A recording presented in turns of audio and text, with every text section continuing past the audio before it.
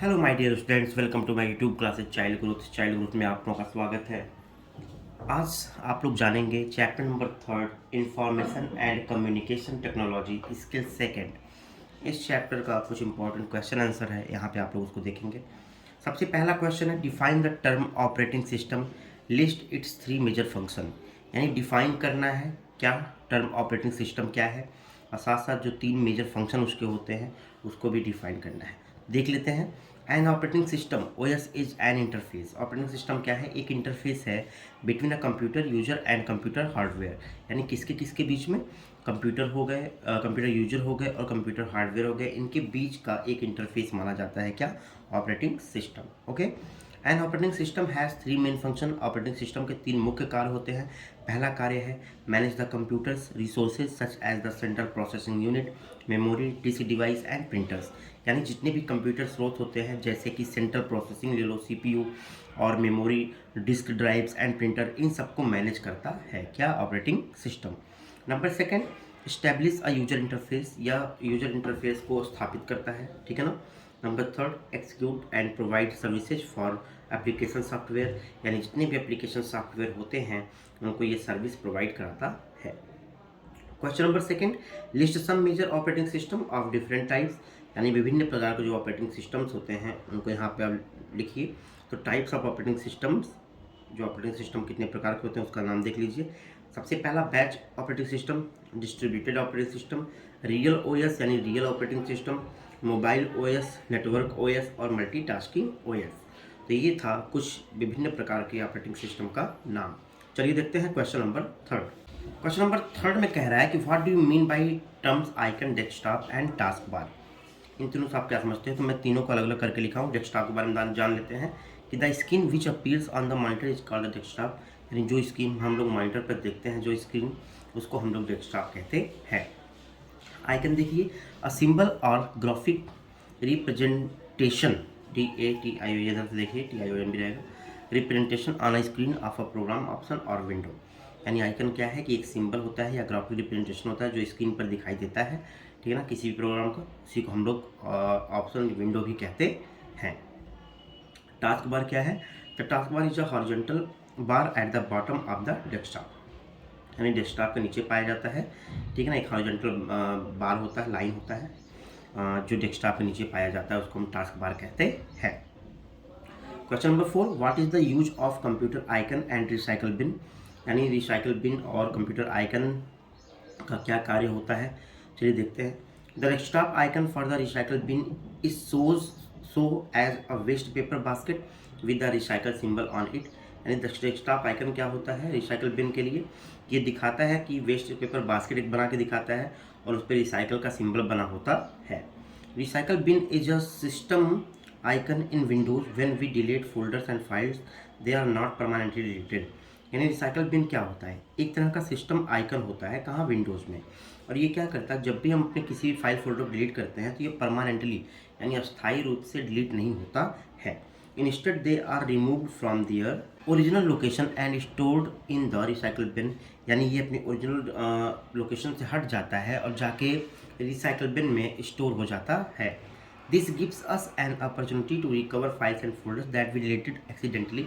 अगर suppose that हमारी गलती के कारण कोई भी फाइल फोल्डर डिलीट हुआ है तो हम उसको रिसाइकल बिन से प्राप्त कर सकते हैं, ये हमारे पास मौका रहता है। क्वेश्चन नंबर 5 देखते हैं, how do you move or copy a computer file from one location to another. यानी किस प्रकार से हम किसी भी फाइल और फोल्डर को एक स्थान से दूसरे स्थान तक मूव कर सकते हैं या कॉपी कर सकते हैं। राइट क्लिक द फाइल, किसी भी फाइल पर राइट क्लिक करना है, किसी भी फोल्डर पर, you want and from the मेनू, और जब वहाँ पे कोई मेनू आएगा तो वहाँ पे डिस्प्लेज होगा, दिखाई देगा किस चीज़ का? मूव और कॉपी का। तो आप मूव और कॉपी पर क्लिक करके उस फाइल को वहाँ से हटा सकते हैं। Question number 6, how is a file different from a folder. यानी फोल्डर से फाइल अलग कैसे होता है, क्या डिफरेंस इनके बीच में होता है? तो फाइल क्या है?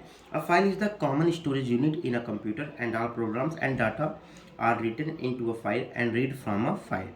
यानी फाइल क्या है? एक कॉमन स्टोरेज होता है किसी भी कंप्यूटर का, एंड ऑल प्रोग्राम, जितने भी प्रोग्राम और डाटा होते हैं उनमें लिखे जाते हैं और उसको हम पढ़ सकते हैं।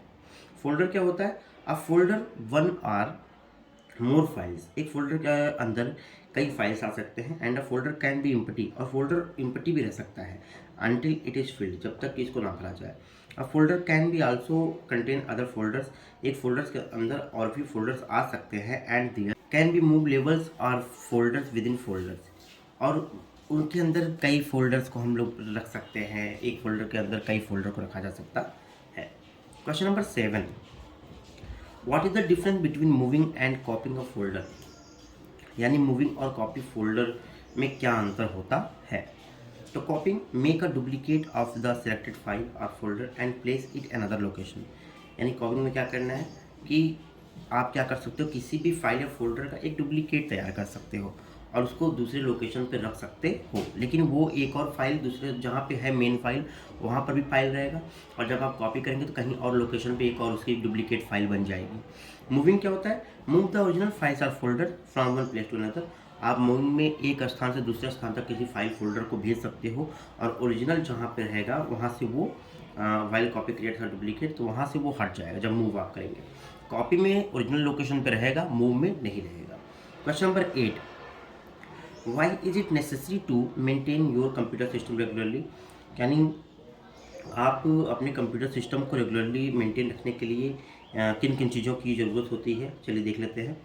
Keeping computers well maintained can prevent virus and malware and keep your computer in good working order, अगर आप अपने कंप्यूटर्स को अच्छी तरीके से देखभाल करते हो, उनको मेंटेन रखते हो, तो उससे क्या होता है कि जितने भी वायरस और मॉलवेयर प्रोग्राम होते हैं वो सब आपके कंप्यूटर से दूर रहेंगे। Regular maintenance ensures that your antivirus software is kept up to date and working properly, और अगर रेगुलर मेंटेन करने का क्या मतलब होता है, अगर आप उसको डेली देखोगे तो आप उसको अपडेट भी करते रहोगे, स्कैन भी करते रहोगे, तो इससे जो सॉफ्टवेयर एंटीवायरस सॉफ्टवेयर होता है वो आपके कंप्यूटर में एक्टिवेट रहेगा, और आपके कंप्यूटर में जितने भी वायरस आएंगे उनको दूर रखेगा और स्मूथली परफॉर्म करेगा आपका कंप्यूटर। ओके, चलिए देखते हैं क्वेश्चन नंबर 9। क्वेश्चन नंबर 9 में कह रहा है what is the use of disk defragmenter and disk cleanup utilities. देख लेते हैं डिस्क फ्रैगमेंटर क्या होता है। Disk defragmenter consolidates the fragments to one location on the disk drive. As a result, window access files faster and new files are less likely to be fragmented. यानी disc fragmenter क्या होता है, ये एक location पर disk drive जो होते हैं आपके, ठीक है ना, उन पे मतलब क्या करते हैं, उन पे वर्क करता है, उनको साफ करता है, जिसके रिजल्ट के रूप में आपका जो फाइल्स होता है वो बहुत तेज़ी के साथ काम करता है। क्वेश्चन नंबर 10 देख लेते हैं, why are regular backups of data important, यानी जो डाटा होते हैं उनको रेगुलर बैकअप क्यों करना चाहिए, क्यों महत्वपूर्ण होते हैं, देख लेते हैं। Making backups of collected data is critically important in data management, यानी जब आप बैकअप्स को डेली कलेक्ट करते हो ना, तो जितने भी इंपॉर्टेंट आपके डाटा होते हैं वो उनका मैनेज होता है, वो अच्छी तरीके से मैनेज रहते हैं, ठीक है ना।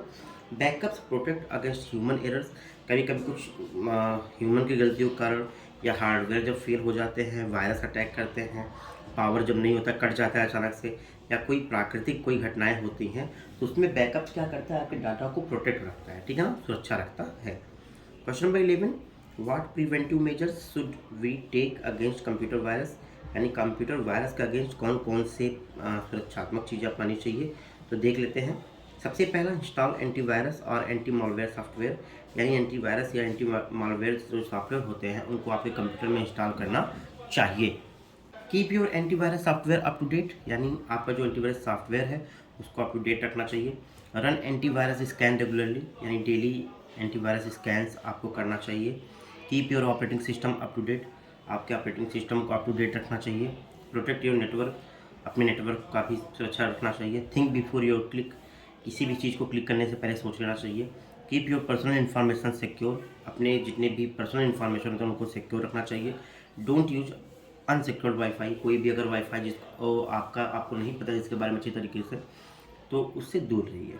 Question number 12, list any 5 symptoms of a computer virus, यानी कंप्यूटर वायरस के 5 लक्षण कौन कौन से हैं, तो चलिए देख लेते हैं।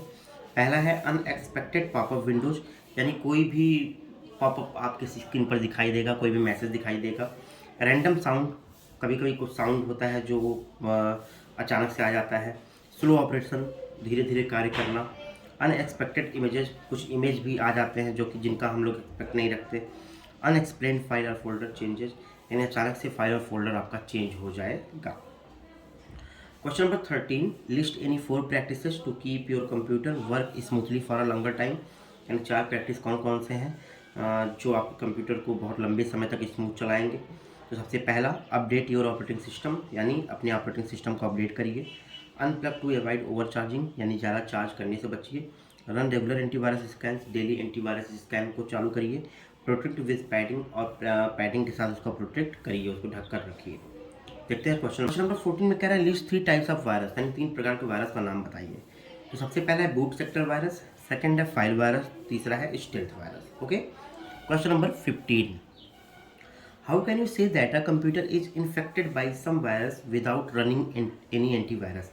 आप कैसे कह सकते हो कि कंप्यूटर जो होता है इन्फेक्टेड बाय सम वायरस, यानी कुछ वायरस के द्वारा इन्फेक्ट होता है अगर हम उसमें एंटीवायरस कोई नहीं चलाएंगे। ठीक है, तो if a virus infects a computer, यदि कोई वायरस कंप्यूटर को इन्फेक्ट करता है विदाउट एन एंटीवायरस प्रोग्राम, बिना किसी एंटीवायरस प्रोग्राम के, तो it may delete files, prevent access to files.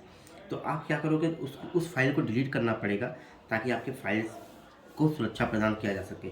Send spam, spam send करिए।